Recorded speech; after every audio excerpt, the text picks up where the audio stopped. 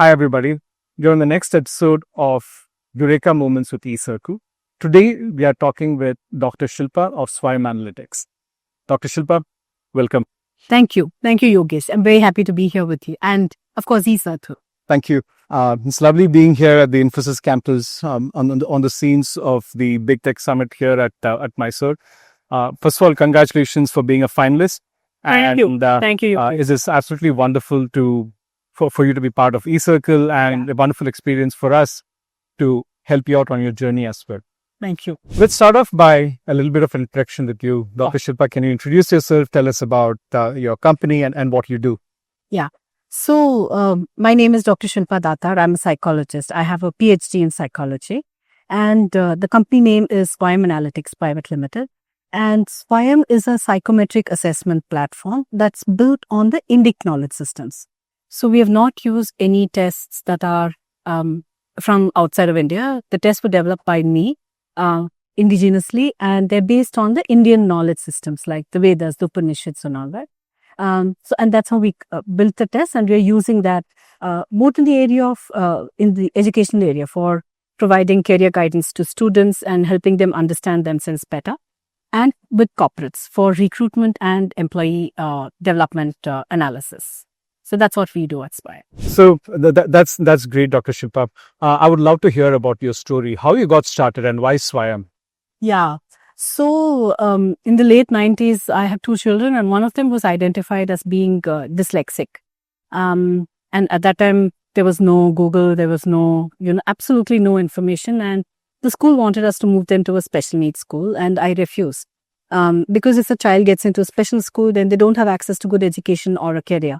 And I started working there. So they continued in the regular school, and I started working in a special needs school. And that's where I realized that all the tests that they were using to so-called categorize these children were also foreign tests. They were not relevant to Indians. As adults, we were not able to understand some of the questions that they were asking. And it was, I think, I felt that was the biggest disaster that, India could head into. Because if you're using tests that children don't understand, and based on the results of that, you're going to put them into some sort of schools, then, and it's also very, very unfair, right? So I wanted to change that. And I went on to do my master's in psychology. And by then, even today, unfortunately, foreign psychology is taught in India as psychology. So there is nothing that the foreign research is taught over here, which has no relevance at all. And I was quite disillusioned with that. And I wanted to see what I can do. Initially, after I completed my master's, I wanted to do my PhD in LD. So I wanted to build tests to assess these children at a younger age, so that we can give them the necessary remediation, all that kind of a thing. But somehow that didn't happen. I think the universe was not ready for me to do that. So I was thinking, and the idea was always to develop tests, right? So I wanted to develop something that would be useful for people across the world, not restricted. I live in Bangalore, so not restricted to Bangalore or Karnataka or South India or something like that. And I was looking for something that is so elemental and that's so much a part of all of our lives that it can be used across the world. And that's how I realized that the Panchamahabhutas are, uniquely positioned that way, because the entire world, according to Ayurveda, Sankhya philosophy, both Ayurveda and yoga are completely based on Sankhya philosophy. And Sankhya is atheistic. So in the Swayam test, there's nothing that is related to religion. All that stuff we don't do.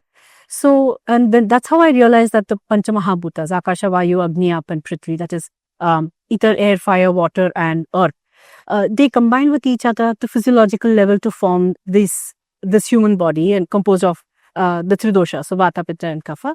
And the same Panchamahabhutas combine with each other at the psychological level to form the Manas, the Sattva, Rajas and Tamas, the Manasik bhavas.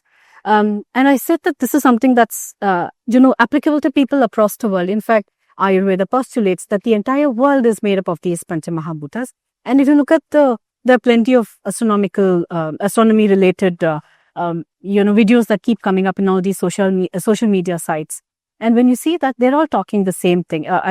Authentic astronomers I'm talking about, who mention that we're all a part of stardust, because whatever elements are there in in the world, on Earth today, you can find them in other places. So that's how we look for water on the moon or in other planets now.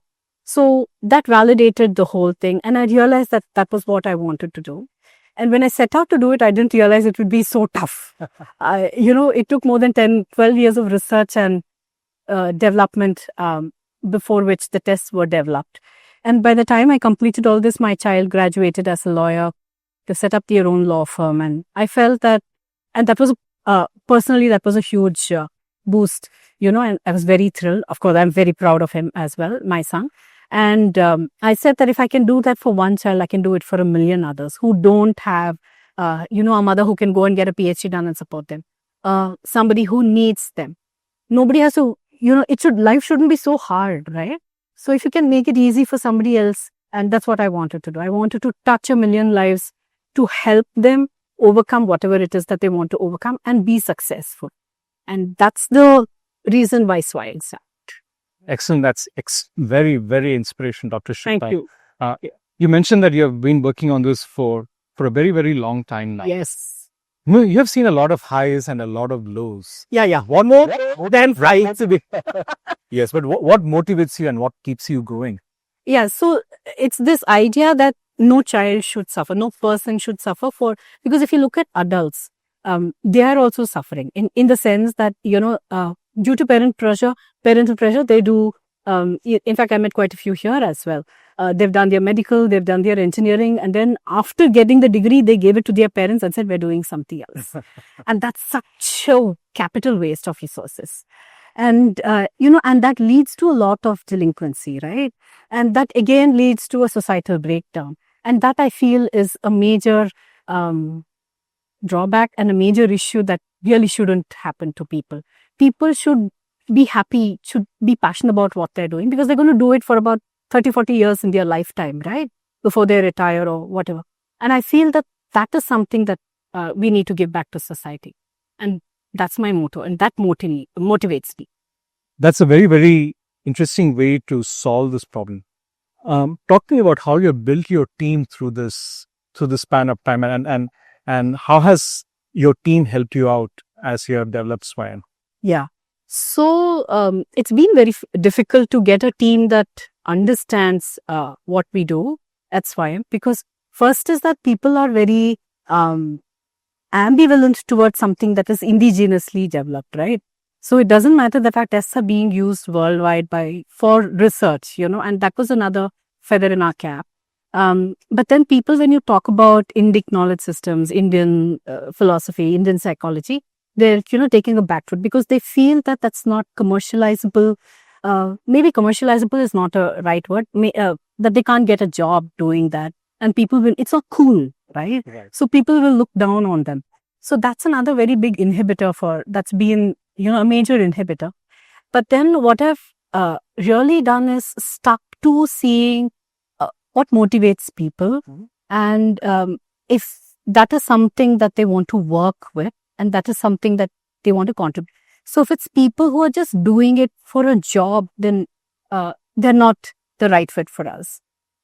Because even though it is a job, even though we do pay them wages, even though, they come and work and all that stuff, but still that inner motivation to contribute in some way to society, to leave a lasting impact, that's something that has really motivated me, because I'm going to go, once my time is up, we are all going to leave and go.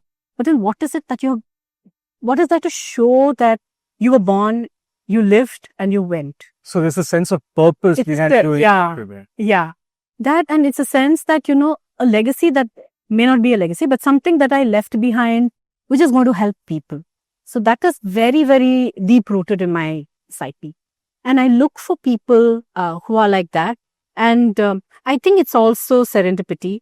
And also the universe moves things around in such a way that you get people who are, that kind of a mental fit, who fit that, and that we have been able to.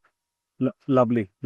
So I'll throw a little bit of a googly right now. Yeah. A lot of the mental health issues that are plaguing our boys and girls, especially who are teenagers, stems from the fact that they don't know what they want out of their school life and out of their educations and out of their careers. Yeah. right? What can schools and what can parents do to alleviate the situation a little bit and make things easier? Yeah. So I think one major thing that the Indian education system really needs to address is to help people, students, get in touch with themselves. We are not taught emotions. If I'm talking to you now, what am I feeling? Am I angry? Am I upset? Am I feeling calm? Our children don't know how to identify the emotions that they feel. And because they don't know that, they're not in touch with themselves. So they don't know, if I'm feeling jealous about something, why am I feeling jealous? First, to identify that I'm feeling jealous about something. And then why am I feeling jealous? Is it because I don't have what they have? Or is it because I want to do what they have doing? So there are various combinations like that. So I think first is that we need to bring in an education system where we are helping children understand who they are, get in touch with their emotions and understand themselves. The minute that happens, they slowly start figuring out what makes them happy. Am I happy working with plants and animals, or am I happy sitting in front of a system working? Various things. So once we are able to get that going, then the child becomes aware. And then they know what they want to do, in which area they want to contribute, and how they want to contribute. And then we are there to help them figure out what careers they want to do and all that, and we'll take them forward.